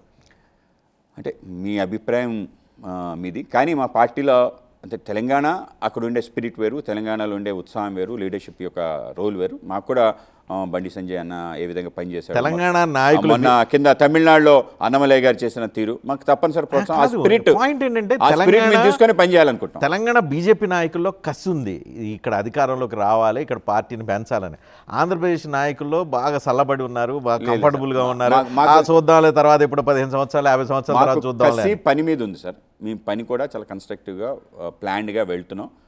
రాబో కాలంలో దాని ప్రభావం మా యొక్క సర్వవ్యాపి సర్వస్పర్శ అవ్వాలనే ఆలోచనలో మాకు క్లారిటీ ఉంది. ఆ విధంగానే వెళ్తున్నాం, ఆ విధంగానే పెంచుకుంటాం. ఒక చేత్తో ఎన్డీఏ ఎజెండా, ఇంకో చేత్తో బీజేపీ జెండాతో ఆంధ్రప్రదేశ్లో వెళ్ళాలనుకుంటాం. ఆ విధంగా వెళ్తాం. సక్సెస్కి ఎప్పుడైనా ఎన్ని సీట్లు సాధించామనే దాన్ని బట్టి లెక్క ఉంటుంది. సో కాబట్టి నెక్స్ట్ ఎలక్షన్స్కి ఎయిమ్ ఎంత, ఎన్ని సీట్లు గెలుచుకోవాలని, ఎన్ని సీట్లలో పోటీ చేయాలని? ఇంకా 3 years టైం ఉంది సార్. దాని 3 years టైంలో దానికోసం మేము ఆలోచన చేస్తాం. రేపు స్థానిక సంస్థల ఎన్నికలు వస్తున్నాయి. మా యొక్క ఫోకస్ అంతా కూడా రాబో స్థానిక సంస్థల ఎన్నికల్లో మా యొక్క స్థానిక సంస్థల ఎన్నికల్లో ఇచ్చినవి తీసుకుంటారా, డిమాండ్ చేసి తెచ్చుకుంటారా? తప్పనిసరిగా మా యొక్క స్థాయి పెంచుకుంటాం, ఆ లీడర్షిప్ ఆ ప్రాంతంలో. ఆ విధంగా మేము కూడా డిమాండ్ చేస్తాం, మాకు కావాలని చెప్పి అడుగుతాం. ఆ విధంగా మేము కూడా సీట్లు తెచ్చుకునే ప్రయత్నం చేస్తాం. మా కార్యకర్తలందరినీ ప్రోత్సహిస్తున్నాం, ప్రజాప్రతినిధులుగా కావాలి. ఆ విధంగా అవకాశం ఏదైతే రేపు స్థానిక సంస్థలు ఎన్నికుందో సర్పంచ్గా పోటీ చేయండి, ఎంపీటీసీ, జెడ్పీటీసీ, కార్పొరేటర్, కౌన్సిలర్గా పోటీ చేసే విధంగా మేము ప్రోత్సహిస్తాం. పెద్ద ఎత్తున పార్టీ సంబంధించిన నాయకులు అందరూ కూడా ప్రజాప్రతినిధులుగా ఒక ప్రతినిధి ఏ విధంగా చేయగలుగుతాడో ఆ విధంగా చూపించే ప్రయత్నం తప్ప. డీలిమిటేషన్ అయితే 263 సీట్లు ఆంధ్రప్రదేశ్లో వచ్చే అవకాశం ఉంది అని అంటున్నారు. ఒకవేళ వస్తే వాటిలో ఒక 100 స్థానాల్లో బీజేపీ బలపడగలుగుతుందా? ఇవన్నీ హైపోథెటికల్ క్వశ్చన్స్. తప్పనిసరిగా మా యొక్క ప్రభావం పెంచుకునే విధంగా మిగతావన్నీ పరిధి పెంచే విధంగా ప్రయత్నం అయితే 100% దానికోసం ఉంటుంది. మీరు మాధవ్ ఇంటర్వ్యూ చేస్తున్నాను, ఈ మాధవ్ నాన్ కాంట్రవర్షియల్, ఏమైనా కొత్త విషయాలు చెప్పండి మాధవ్ గురించి అని చెప్పి నేను బీజేపీలో ఉన్న కొంతమందిని అడిగా. చాలామంది ఏం చెప్పలేదు, కానీ ఒక వ్యక్తి మాత్రం ఒకటి చెప్పారు. మాధవ్ కూటమితో సరెండర్ అయిపోయాడు, కాంప్రమైజ్ అయిపోయారు, కాబట్టి భారతీయ జనతా పార్టీ భవిష్యత్తులో ఎదగదు అని ఒక కామెంట్ చేశాడు ఒక వ్యక్తి. సరే, వ్యక్తి పేరు అనవసరం. అలాంటి వాళ్ళకి మీరు ఏం సమాధానం చెప్తారు? ఎక్కడ అంటే కాంప్రమైజ్ కాకుండా, అంటే కాంప్రమైజ్ అనేది లేదు, కలిసి ప్రయాణం చేసినప్పుడు వీ షుడ్ బీ కలెక్టివ్గా ఆ లీడర్షిప్ని తీసుకెళ్లే ప్రయత్నం చేస్తూ ఉండు. అలాగే మన యొక్క ప్రభావాన్ని కూడా పెంచుకునే ప్రయత్నం జరగాలి. ఆ విధంగా జరుగుతున్నాం. 3 పార్టీల బెంచి, చంద్రబాబు నాయుడు, పవన్ కళ్యాణ్, మాధవ్, ఆ బెంచ్తో హ్యాపీగా ఫీల్ అయిపోతున్నాడు, ఆ బెంచ్ మీద కూర్చోడానికి హ్యాపీగా ఫీల్ అయిపోతున్నాడు, అంతకుమించి బియాండ్ వెళ్ళడానికి ఆలోచించట్లేదు అని. బియాండ్ వెళ్ళాల్సిన అవసరం లేదు. ఈ రాష్ట్రానికి సంబంధించిన ఏవైతే ఇష్యూస్ ఉన్నాయో బీజేపీ ఎదగొద్దా? ఆంధ్రప్రదేశ్లో బీజేపీ జెండా రెపరెపలాడించడా, కాషాయం జెండా ఎత్తుకొని ప్రతి వ్యక్తి తిరగాలని కోరిక లేదా మీకు? పార్టీది మేము చెప్తున్నాను, పార్టీది డెఫినెట్గా ఆ స్థాయిలో మేము వెళ్తాం, ఆ విధంగా పెంచుకుంటాం. ప్రభుత్వానికి సంబంధించి చెప్తున్నాను, ప్రభుత్వానికి సంబంధించిన ఏవైతే అంశాలు ఉన్నాయో ఈ విధంగా కలిసి వెళ్ళాలనుకుంటున్నాం. ప్రభుత్వానికి సంబంధించిన పార్టీది డెఫినెట్గా మేము అన్ని ఇష్యూస్లో ముందుకు అగ్రెసివ్గా వెళ్తాం. గవర్నమెంట్ సంబంధించి ఇవి రావాలి, పబ్లిక్ యొక్క ఇష్యూస్ని ఆ విధంగా తీసుకెళ్తాం, ఆ విధంగా వెళ్తాం. సో నేను ఎక్కడి వరకు ప్రభుత్వానికి సంబంధించిన అంశంలో అంతవరకు ఏదైతే కలిసి వెళ్ళే ఆ విధంగా నిర్మాణాత్మకంగా ముందుకెళ్ళే పార్టీ సంబంధించి మేము వెరీ అగ్రెసివ్గా, వెరీ కన్స్ట్రక్టివ్గా రాష్ట్రంలో వెళ్ళాలనుకుని ఆ విధంగా వెళ్తాం. ఓకే, ఫైనల్గా ఆంధ్రప్రదేశ్లో మీ బీజేపీ కార్యకర్తలకి, బీజేపీ రాజకీయాలంటే ఇంట్రెస్ట్ ఉన్న వాళ్ళకి ఏం చెప్పదలుచుకున్నారు? మనందరికీ మంచి అవకాశం. ఆంధ్రప్రదేశ్లో చాలా సంవత్సరాలు మన పార్టీలో పనిచేయడం జరిగింది. దేశంలోనే జనసంఘ ఏర్పడిన దగ్గర నుంచి ఈ ప్రాంతంలో అంత ప్రభావంతో ఉంది. తప్పనిసరిగా ఆ ప్రభావాన్ని పెంచే విధంగా, పబ్లిక్ కూడా మన వైపు చూసే విధంగా, మన విధానాలు పబ్లిక్ నచ్చే విధంగా, మీకోసం మేము ఉన్నామనే ఒక హోప్ని క్రియేట్ చేయడానికి తప్పనిసరిగా ఈ అవకాశాన్ని వినియోగించుకొని ఆ విధంగా ఏం చెప్తారు? కూటమిలో భారతీయ జనతా పార్టీ కూడా కన్స్ట్రక్టివ్ పక్షంగా ముందుకెళ్తుంది కనుక నిర్మాణాత్మకంగా ఆలోచన చేస్తుందనే విషయం వాళ్ళు కూడా తెలుసు. ఆ విధంగానే మేము చేసే అనేక కార్యక్రమాలు వాళ్ళు భాగస్వామ్యం చేసుకున్నాం. ఈ మధ్య స్వదేశీ ఉద్యమం కూడా ఆంధ్రప్రదేశ్లో ప్రారంభించాం. స్వయంగా చంద్రబాబు నాయుడు గారు, పవన్ కళ్యాణ్ గారు ఒక తీర్మానాన్ని ప్రవేశపెట్టి దాన్ని స్వాగతం పలికారు. ఆ విధంగా మా యొక్క ఆలోచనలు ఏవైతే వాళ్ళు భాగస్వామ్యం చేసుకొని ముందుకెళ్లే ప్రయత్నం చేయడం, ఆ విధంగా మేము ప్రభావవంతంగా ఆంధ్రప్రదేశ్లో పనిచేయడానికి వాళ్ళు కూడా అవకాశం. 2 యాత్రలు, 4 శిలాఫలకాలు, ఒక 4-5 ప్రెస్ కాన్ఫరెన్స్లు విత్ చంద్రబాబు నాయుడు, పవన్ కళ్యాణ్. ఇంతకు మించి ఆంధ్రప్రదేశ్లో బీజేపీ, మాధవ్ ఏం చేయరు అనే వాళ్ళకి సమాధానం? అది మీరు అనుకున్నది ప్రెస్ కాన్ఫరెన్స్ అయితే పెట్టలేదు. ఎక్కువ కార్యక్రమాలు చేసాం మేము. రెగ్యులర్గా రాష్ట్రానికి సంబంధించిన అన్ని కమ్యూనిటీస్ని కలిసి కార్యక్రమాలు చేయాలని చెప్పిన ఆ విధంగా వెళ్ళాం. అనేక రకాల ఇష్యూస్ ఉన్నాయి ఆంధ్రప్రదేశ్ సంబంధించిన, రాయలసీమ సంబంధించిన. మేము కూడా దానికి వెరీ కన్స్ట్రక్టివ్గా రాయలసీమ సంబంధించి ఇష్యూస్ మీద వెళ్ళబోతున్నాం. అలాగే మేము ఉత్తరాంధ్ర సంబంధించిన ఇష్యూస్ మీద వెళ్ళిపోతున్నాం. అలాగే కోస్ట్ లైన్ ఏదైతుందో ఇండియా, ఆంధ్రప్రదేశ్కి అదే హార్ట్ లైన్గా మేము భావిస్తున్నాం. 1000 kilometers of Coast line, blue economy ఏదైతుందో మనకు రిచ్ డివిడెన్స్ ఇస్తుంది. దానికి సంబంధించి ఒక కన్స్ట్రక్టివ్గా వెళ్ళిపోతున్నాం. మీ ఒక డాక్యుమెంట్ కూడా మా పరిధిలో అన్ని రకాల కమ్యూనిటీ యాక్టివిటీస్, లైవ్లీహుడ్స్, దానికి సంబంధించిన ఒక డైరెక్షన్ తీసుకొచ్చే విధంగా, రాబో తరానికి ఉపయోగపడే విధంగా జరగాలని చెప్పి అనుకుంటున్నాం. ఆ విధంగా ఆ దిశగా మేము అడుగులు వేస్తాం. ఆంధ్రప్రదేశ్లో కూడా తప్పనిసరిగా ఈ విధంగా కూడా ఆలోచించేసి ఆంధ్రప్రదేశ్ ఇంత స్కోప్ ఉందా అనే విషయం. నాకైతే నేను ఆంధ్రాలో ప్రతి ప్రాంతం తిరిగాను. ఆంధ్రప్రదేశ్లో ఉండే ఆపర్చునిటీసు ఏ రాష్ట్రానికి లేవని నేను బలంగా నమ్ముతున్నాను. సో దాన్ని ఏ విధంగా ట్యాప్ చేయాలి, ఏ విధంగా మనం దాన్ని ఉపయోగించుకోవాలి, ఆ విధంగా ముందుకెళ్ళాలి. వాటికి సంబంధించిన అంశాలని మేము లేవనెత్తడం, ముందుకు తీసుకెళ్తాం. ఆ విధంగా తప్పనిసరి రాబో కాలంలో వాటి గురించి మీరు చూస్తారు. ఇక్కడి నుంచి 3 సంవత్సరాల తర్వాత, అంటే ఈ రోజు నుంచి 3 సంవత్సరాల తర్వాత మాధవ్ ఎలా ఉంటారు, 15 సంవత్సరాల తర్వాత మాధవ్ ఎలా ఉంటారు? అది నీ భవిష్యత్తు చెప్పలేను. యాజ్ ఆన్ నౌ నేను ప్రజెంట్లో నేను నమ్ముతాను. ప్రజెంట్ ఇవాళ ఏమిటి అనేది చూస్తాను. ఈ ప్రజెంట్లో పనిచేయడానికి చెప్పరు, మీ భవిష్యత్తు చెప్పరు. ప్రజెంట్ అనేది పూర్తి ఉత్సాహంతో పనిచేయాలని చెప్పి కొత్త కొత్త ఆపర్చునిటీస్ వెతుక్కొని ఆ విధంగా పనిచేసి వాటిని అందిపుచ్చుకోవాలని చెప్పి ఎక్కడ కూడా మన అలసత్వాన్ని ప్రదర్శించకుండా తప్పనిసరిగా ముందుకెళ్ళాలని ఆ విధంగానే వెళ్తాను. సో నేను ప్రజెంట్లో జీవించే వ్యక్తిని. రేపు జరగబోయే విషయాల కోసం ఇవాళ ఆందోళన చెందను. గతంలో జరిగిన దాని టార్గెట్ కూడా ఏం లేదు, నిరాశ చెందను. ఈ టార్గెట్ని రీచ్ అవ్వాలని కూడా ఏం లేదు. 100% లేకపోతే మీ టార్గెట్ కానీ మా యొక్క రోడ్ మ్యాప్ లేకుండా పనిచేయట్లేదు. మేము ఒక పెద్ద రోడ్ మ్యాప్ వేసుకోవడం జరిగింది. దాన్ని నిరంతరం కూర్చుంటాం. నేను అధ్యక్షుడు కాకముందు కొన్ని ఆలోచనలు చేయడం జరిగింది. అవన్నీ కూడా నేను ట్రాన్స్లేట్ చేశాను అనుకో రియాలిటీగా అనుకుంటాను. రాబో కాలంలో వెళ్ళడానికి కూడా రోడ్ మ్యాప్ తయారు చేసుకున్నాం. ప్రతి జిల్లాకి కూడా ఒక రోడ్ మ్యాప్ తయారు చేసుకున్నాం. కూర్చున్నాం, మాట్లాడుకున్నాం, ఆ విధంగా వెళ్తున్నాం. చాలా సీరియస్గా దానిపైన వర్కౌట్ చేస్తున్నాం. సో ఆ విధంగా అంతే సీరియస్గా, ఏదైతే సీరియస్నెస్ కేవలం క్యాజువల్గా ఉండే నేచర్ కాదు, మేము ఆ విధంగానే అంతే సీరియస్గా రాష్ట్ర రోడ్ మ్యాప్ వేసి ముందుకెళ్ళాలనుకున్నాం. పార్టీ సంబంధించిన స్థాయి తప్పనిసరిగా పెంచుతాం. ఆ విధంగా పరిస్థితి కూడా మీకు కనిపిస్తుంది. Right, thank you very much Madhav గారు, అండ్ బెస్ట్ ఆఫ్ లక్. ఆంధ్రప్రదేశ్లో మీ నాయకత్వంలో భారతీయ జనతా పార్టీ ఎదగాలని కోరుకుందాం. మీలో కసి స్పిరిట్ ఇంకా మరింత పెరుగుతుందని పెంచేలాగా మీరు ప్రయత్నం చేయాలని ఆశిస్తాం. Thank you very much. Thank you so much sir.